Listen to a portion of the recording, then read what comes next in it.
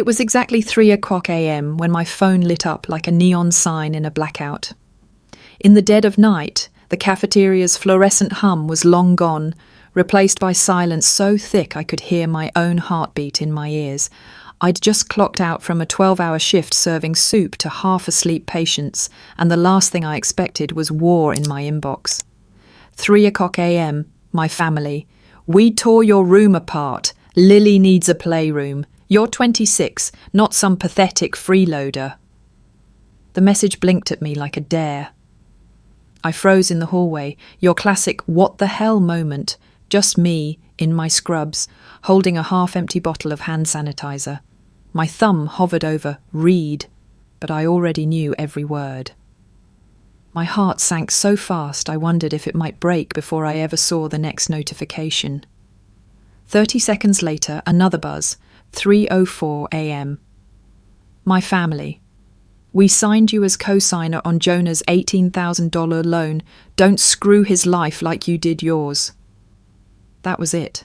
2 punches to the gut before dawn. No please, no period at the end of the sentence. Just all caps aggression, delivered by the people who were supposed to have my back. And in that moment I realized I was completely, utterly alone. I didn't reply. I didn't even blink. Instead, I took a shaky step forward and headed back to what used to be my room, the little attic sanctuary I'd poured my last tips into. 2 years ago, after my job offer vanished and I moved home to regroup, I'd spent nights sealing windows, carpeting the floor, and painting the walls a soft dove grey. I'd made it my own, a private oasis above my parents' head, my proof that I could contribute more than just dirty dishes or big dreams. But now, at 3:05 a.m, I crept up the narrow stairs and found my refuge in shambles. The door lay on the floor, torn from its hinges. Plastic play kitchen pieces were scattered across the grey carpet, bright pink and blue intruders that felt like nails in my chest. My diploma lay cracked under a broken storage tub. My books, once lined up like stalwart sentinels, were tossed into a pile by the open window. My mattress was gone. I stood in the wreckage, breathing in dust and shame. I couldn't tell if the chalky drywall smell was from renovation gone wrong or from the weight of betrayal. I traced my finger along the jagged edge of the drywall where I'd once pressed my palm to steady the trowel that smoothed those walls. It was as if someone had carved out my identity in the middle of the night. Out of habit more than hope, I flipped open my bedside drawer. There it was, the manila envelope I'd stashed away months ago. Inside, a small, unassuming flash drive. I closed my fingers over it like it was a lifeline. In that split second, a memory flashed. The countless times I'd thought, someday, when it all boils over, I'll need proof. I slipped the flash drive into my pocket, careful not to make a sound. No farewell, no confrontation.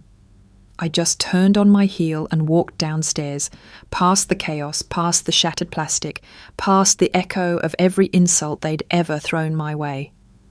The house was silent, the only light coming from my living room lamp, where my parents should have been sleeping. Instead, the only movement was me, an intruder in my own life. On the ride back into town, the city streets were empty, streetlights flickering over puddles from an afternoon rain. I rode the bus in my scrubs, clutching that envelope like a shield. Every so often I'd peek at my phone. No new messages, no apology, nothing. Just that endless, suffocating void where family used to be. By the time the bus dropped me off, it was almost 5:30 a.m. I slung my backpack over my shoulder and walked into my friend Maya's building. She lived halfway across town in a cramped studio, the kind of place that smelled like burnt coffee and second chances. She answered the door in slippers, yawning, but her eyes went wide when she saw me. "Elle, what the hell happened?" I just held up the envelope without a word. She let me in and poured the last of her stale coffee into a chipped mug. The steam rose between us like a silent handshake. I sank onto her threadbare couch, heart pounding, and she didn't press for details. She knew. We'd laughed at each other's worst days, cried on each other's shoulders too many times to count. Tonight, she offered me refuge without questions. As dawn broke, I stared out her window at the waking city, cars creeping along Main Street, shop lights flicking on. In that half-light, I thought back to every moment I'd been called a leech, every shift I'd covered sick patients when I couldn't even save myself. And I realised something. I wasn't imagining it. This was real. This cruelty wasn't in my head. So, yeah, maybe you've seen 1,000 revenge stories where someone gets pushed too far and fights back. But nothing felt as cold as this. Nothing as final as the sound of my own door crashing off its frame. I took a sip of Maya's coffee, bitter as regret, and tapped the flash drive against my palm. It was time to show them they couldn't erase me.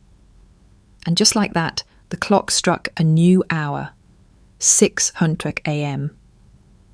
My shift at the cafeteria started in 90 minutes, but something had shifted inside me too. No longer the scared kid waiting for permission to exist, but someone ready to prove she belonged. The wreckage behind me was only the beginning. I still remember the first day I moved back home. I had my bachelor's diploma tucked under my arm, a car full of boxes, and a heart full of hope. My college graduation had been a blur of proud smiles and family photos, until my job offer fell through 2 days later. Then it was just me, my suitcases, and my parents' 2-story house waiting like an old friend with a glass of water and a polite smile. For a few weeks, I tried to make it work. I took a night shift at the hospital cafeteria, scrubbing dishes, ladling soup, clocking in at midnight and clocking out as the sun rose. I fixed leaky faucets, mowed the lawn, and even repainted my childhood bedroom. That attic space was my sanctuary. Dove grey walls, a soft rug I bought with my first paycheck, a small desk by the window where I planned my next career step. I wasn't asking for much. I contributed groceries, paid part of the electric bill, and bought Lily's daycare passes every morning at 6 a.m. Some days I'd juggle 2 or 3 extra shifts just to cover unexpected costs. I'd drop Lily off, kiss her on the forehead, and tell her, "Uncle Jonah will pick you up after work." Then I'd head back to the cafeteria to refill coffee cups for surgeons half my age who called me kid. Still, every dinner table felt like a courtroom. My mother would sigh when I cleared plates for the 3rd time. My father would mutter about kids these days, and Jonah, my big brother, would lean back in his chair, smirk, and say, "You're living rent-free under our roof, Elle. Time to pull your weight." When they finally called me a pathetic freeloader and leech, it felt like salt on an open wound. I froze, fork halfway to my mouth, hot mashed potatoes suddenly tasteless. If you've ever poured your heart into someone only to be branded a leech, drop a comment below, because that sting is something else. Late nights, after Lily was asleep and I was alone in my painted grey attic, I'd stare at the framed photo of my graduation, me, cap tipped at a jaunty angle, diploma in hand, hope shining in my eyes. I'd run my finger over the glass and wonder if any of it had been real. The scholarship, the late-night study sessions, the relief of walking across that stage. Was it all just a story I told myself to feel worthy? I found myself cataloguing every little kindness I'd given them. The electric bill I covered when they missed a payment. The groceries I stocked in the fridge when they claimed they didn't have time. The corners I whipped with a rag so they wouldn't feel they'd wasted money on a cleaning service. I was the unofficial repair crew, the personal chef, the unpaid nanny. All roles I took on willingly because I loved them. And yet, when it mattered most, I was invisible. My diploma cracked under a plastic toy kitchen. My books lay scattered with crayon marks. In that moment of utter chaos, I realized they never saw me as more than free labor. Every painted wall, every scrubbed toilet, every dollar I handed over, they viewed it as my obligation, not my gift. That's when I understood being helpful wasn't enough. Love, the way I knew it, came with gratitude, or at least acknowledgement, but theirs came with an unspoken ledger, my worth measured in chores done, bills paid, space occupied, and that ledger was forever in their favour, no matter how much overtime I worked. So I began to keep my own ledger. Late at night, I'd pull out my laptop and start logging every dollar I spent on shared expenses, every moment I gave up to pick up Lily, every hour I clocked beyond contract. I saved bank statements, snapped photos of utility bills I'd paid, wrote down dates and amounts. What started as a private journal became evidence, though I didn't know it yet. By the end of those weeks, I was exhausted in every sense, physically drained from double shifts and emotionally hollow from constant belittlement. I'd lie awake in that grey-walled attic, listening to the house sigh and settle around me, wondering if anyone would ever notice that I wasn't just the kid who came home. Maybe I was the one who kept the place running. One night, as I closed my laptop, I paused. The cursor blinked on the spreadsheet titled L's Contributions. There it was in black and white, the raw total of every penny I'd poured into that family. And suddenly I felt a spark of something new, clarity. If they saw me only as a freeloader, I'd show them the truth. That spark simmered as I drifted off to sleep, just as the dawn began to push through the attic window. Soon it would turn into a plan. Because sometimes being pushed all the way to the edge is the only way to see the ground below clearly, and decide whether to fall or fight back. And there, in the quiet hum of my grey sanctuary, I chose to fight. The morning after the wreckage, I slipped out of Maya's studio and headed back to my parents' house before the world fully woke up. The sun was barely peeking through low clouds, casting the neighbourhood in a soft grey hush. I stood on the sidewalk, keys clutched in my hand, and took a slow, steadying breath. I wasn't going to let them see me break. Not again. Inside, the remnants of my life lay scattered as they had the night before. I paused at the threshold of my attic room, watching the thin ribbon of dust dancing in the early light. No broken shelving, no crayon scribbles, just an empty space that once belonged to me. I set my backpack down, reached into the manila envelope taped to its underside, and pulled out the small, unassuming flash drive. My pulse quickened. This drive was my trump card, but I'd held on to it for months, waiting for the right moment. Today was the right moment. I locked the attic door behind me. I didn't need a key for them, but I wanted the symbolism of shutting them out, and hurried downstairs. The house felt cavernous in the morning light, like a theatre before the curtain rose. I drove straight to Maya's. Her studio was my makeshift war room. The smell of burnt coffee blended with leftover takeout as I booted up her old laptop. My fingers trembled slightly as I made 3 copies of the drive's contents onto her hard disk. Then I opened the first file, deedtransfer.pdf. On the screen, in crisp black and white text and official stamps, was the notarized transfer of my attic space, my sanctuary, to my name. I'd filed it 3 months ago, quietly and legally, transforming our shared home into a hybrid co-op where I had undeniable ownership of that room. As I scrolled down, the lawyer's signature shone back at me, proof that I'd anticipated this betrayal long before they struck. A tight smile curved my lips. Next, I clicked on lilyvideo.mp4. The little red REC icon blinked in the corner. Lily's camera toy had captured more than I realised. The footage started shaky, then steadied on my parents storming into the attic. Dad's heavy boots clomped across the carpet. Mom's sobs echoed off the walls as they hauled down my carefully arranged books and tossed my diploma against the floor. You could hear Lily's soft giggle in the background as she panned the camera. She whispered, "Mommy, what are they doing?" in a voice I'd never forget.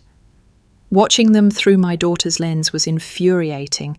There was Dad's face, red with anger, hands curled into fists, while Mum murmured something under her breath, an apology, maybe, but her tears felt like an excuse.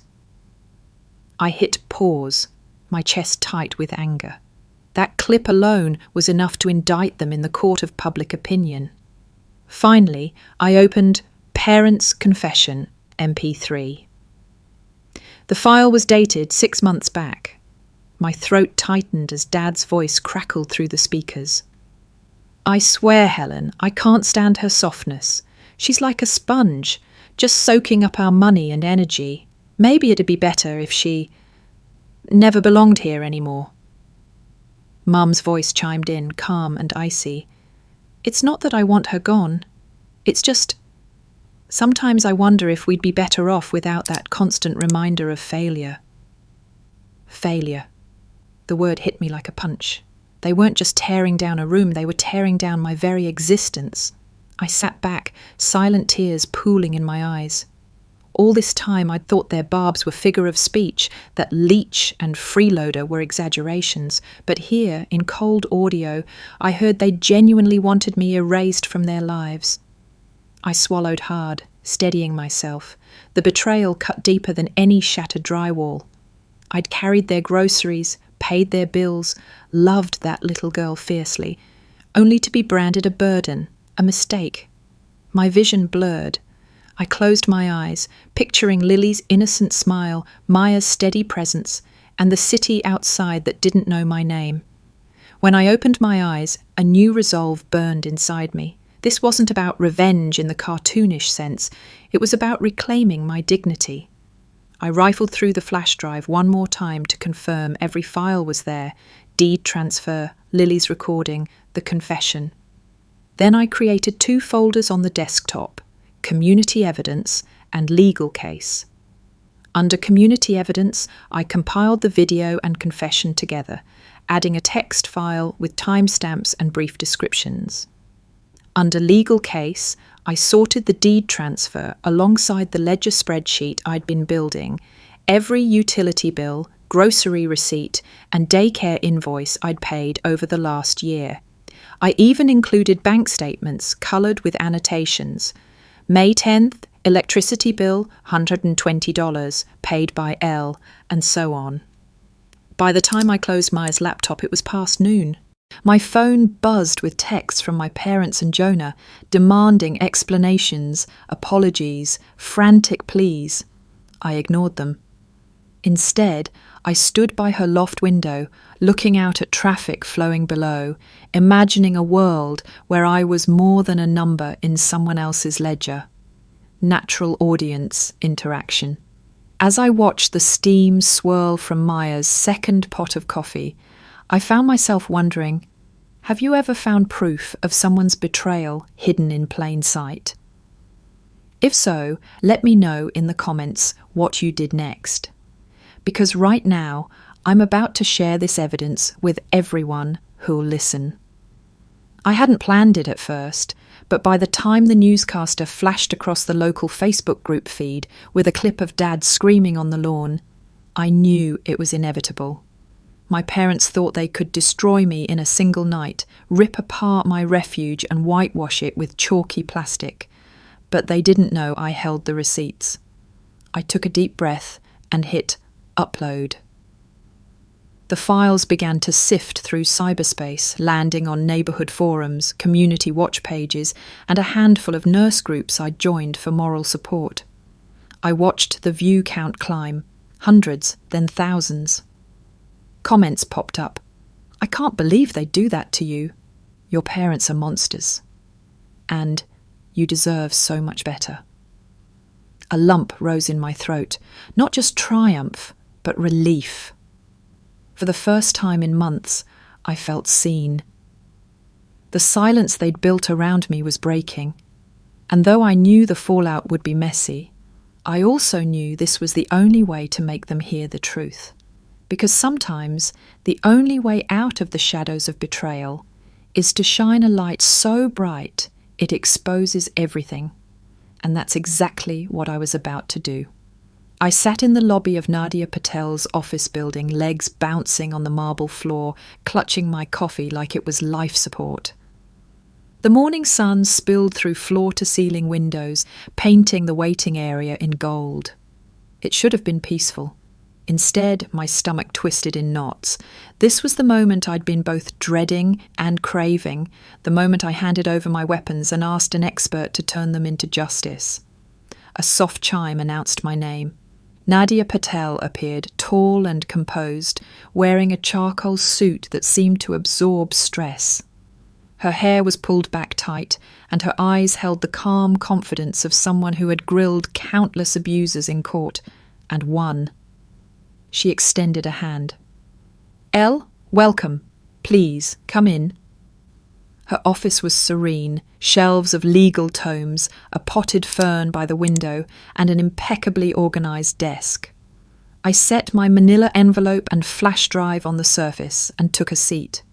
Nadia sank into her chair across from me. She studied the envelope without speaking, then tilted her head.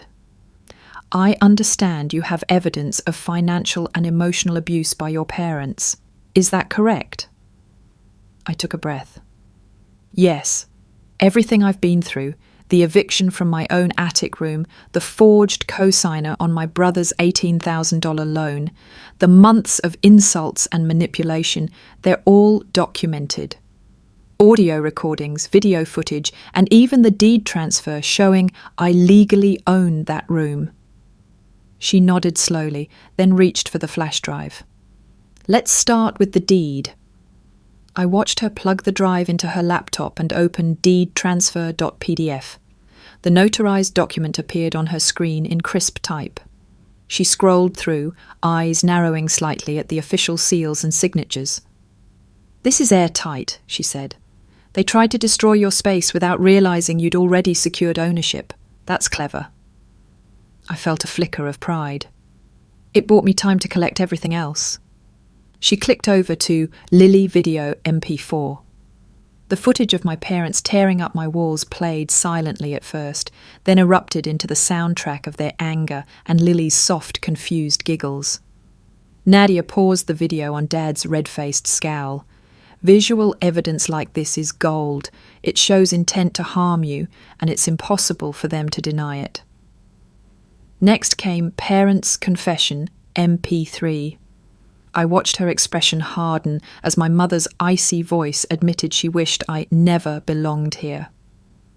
When the recording ended, she leaned back, steepled her fingers, and was silent for a moment. "This is more than a civil matter," she said finally. "We can file a fraud claim with the lender immediately to freeze that $18,000 loan. Then we move on to civil charges for emotional abuse and financial exploitation." My chest flooded with relief. I needed them to stop pretending I wasn't real. She offered a small, understanding smile. "They've underestimated you. Now we'll make sure the law makes them see you clearly." Planning the public reveal. With the legal front secured, it was time to rally community support. Nadia's office felt like a calm before the storm. She outlined the plan. Upload Lily's footage to the neighbourhood Facebook group. Post the confession audio and deed transfer documents to a private local watchdog forum. Prepare a concise statement summarising my case, with timestamps and supporting scans of ledger entries. By noon, I was seated at Maya's kitchen table again, laptop open to 3 browser tabs: Facebook Neighbourhood Watch, Local Mums Group, and City Legal Aid Forum. My fingers hovered over the keyboard as I composed a brief post. "Hi everyone, my name's Elle Ramirez. Yesterday, my parents demolished my attic room to turn it into a playroom for my niece, only I own that room.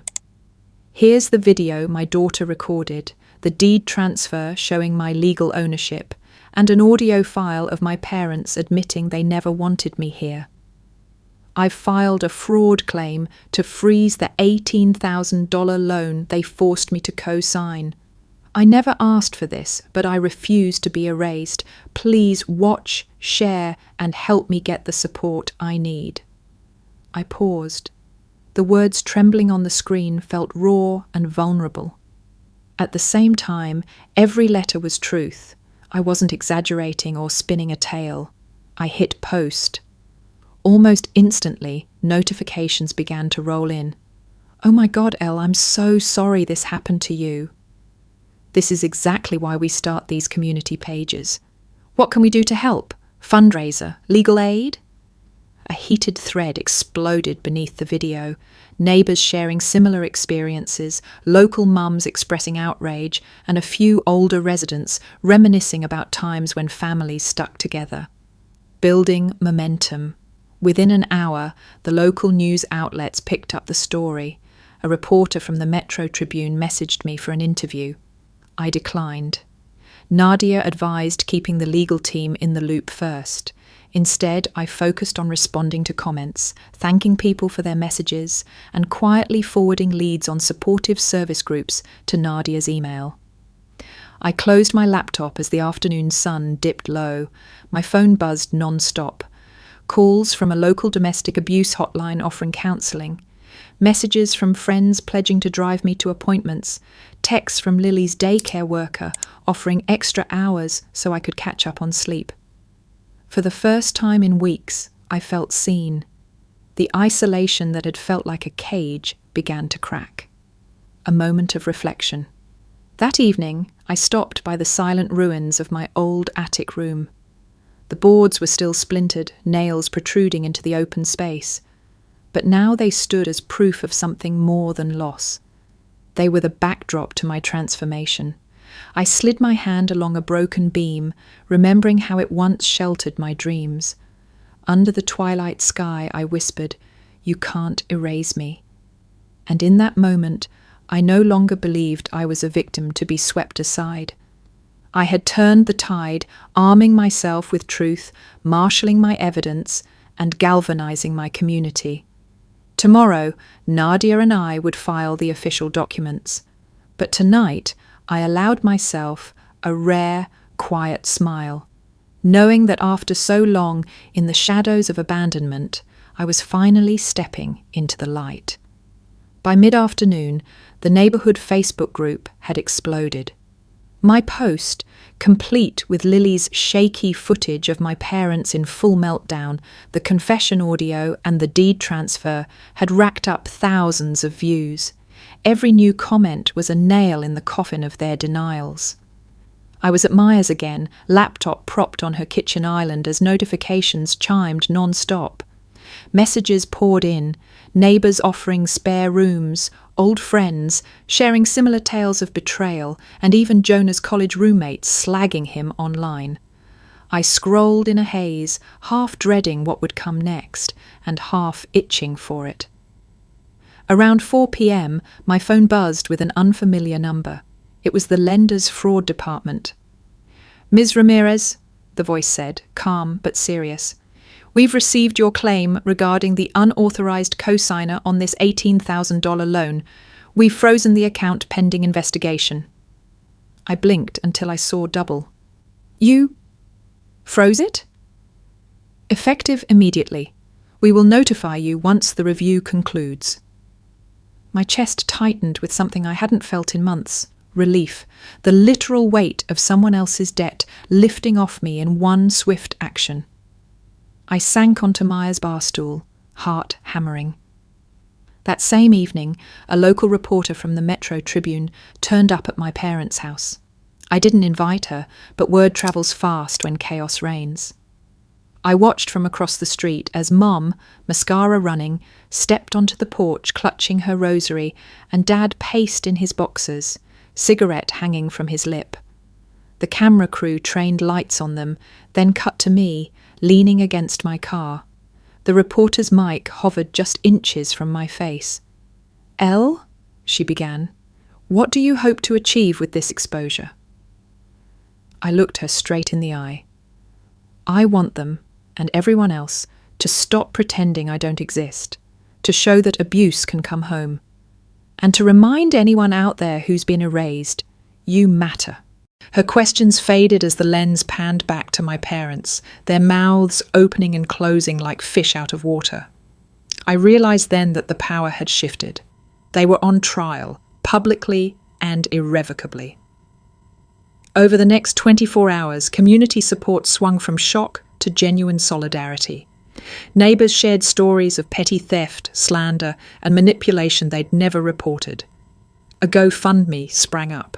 Not for me, but to cover legal fees for anyone facing family exploitation. I watched donations climb, strangers pledging hundreds of dollars to help bring predatory parents to justice. At the church's weekly potluck, Mrs. Langston, the same woman who used to tiptoe by my room at 10 p.m, pulled me aside. "I'm so sorry I never spoke up," she whispered, handing me a folded casserole. "I should have said something years ago." Her voice cracked, and I hugged her, feeling a flood of compassion for her guilt, and for every person who'd stayed silent too long. That night, I returned to the ruins of my attic room one last time. With the lone frozen and the world watching, the broken beams no longer looked like symbols of loss. They felt like monuments to my resilience. I stood there in the half-light, the echo of community outrage still humming in my ears, and whispered, "Justice isn't perfect, but it's progress." I left a single photo on the windowsill, Lily's tiny handprint in wet paint, done months ago when we redecorated together. It was a reminder that even amid betrayal, love finds a way to leave its mark. As I closed the attic door, I didn't lock it. I didn't need to. For the first time, I knew I had a home, not because of walls or a deed, but because I belonged to myself and a community that refused to let me be forgotten. A week after the world watched my parents implode, I stepped into a tiny studio apartment that smelled of fresh paint and possibility. The movers had dropped off the last box, carefully labelled Elle's Essentials, and I stood in the centre of the empty room, listening to the echo of my own footsteps. No drywall to repair, no crayon on the walls, just 4 blank canvases waiting for me to call them home. I unpacked slowly. A small lamp by the window, the battered coffee mug from Maya's kitchen, and finally, the single framed photo I'd chosen for the wall. It was me at 14, sitting alone at a birthday table draped in a pastel tablecloth. No candles, no cake, no family. Back then, I hated that picture. Now, it felt like armour. Proof that I had survived being truly alone. That night, I sat cross-legged on the floor, the photo leaning against the wall in front of me. I texted Maya a simple 2-word update. "I'm home." She replied instantly with a string of heart emojis and, "Welcome to freedom." My phone buzzed again. This time it was my mum. "Lily misses you," the text read. I stared at it, thumb hovering over reply. Part of me wanted to explain why I couldn't come back just yet. Part of me wanted to comfort my daughter. But I knew I needed more time to rebuild. So I sent one word: safe. I set my phone aside and took a deep breath. This was my space now, my rules, my peace. No more walking on eggshells or pretending I didn't matter. I could hear Lily's laughter echo in my mind, a reminder that love wasn't confined to walls built by people who refused to see me. Over the next few days, I filled the apartment with small joys. A potted succulent on the windowsill, a stack of notebooks for my next plan, and a playlist of songs I'd never dared to play at home. Each item was a milestone, a declaration that I was worthy of comfort and joy. As dawn broke on my first full morning alone, I opened the curtains and let sunlight flood the room. The city stretched out below, busy, imperfect, alive. I pressed my palm against the glass and whispered, "I belong here." And in that moment, I knew the fight had changed. It wasn't about proving my worth to people who refused to see it. It was about living a life that honoured my own strength and kindness. Natural audience interaction. Have you ever had to reclaim your own space after feeling erased? Share your story in the comments below, and if you believe everyone deserves a place to call home, hit that like button and subscribe for more stories of finding strength in the shadows.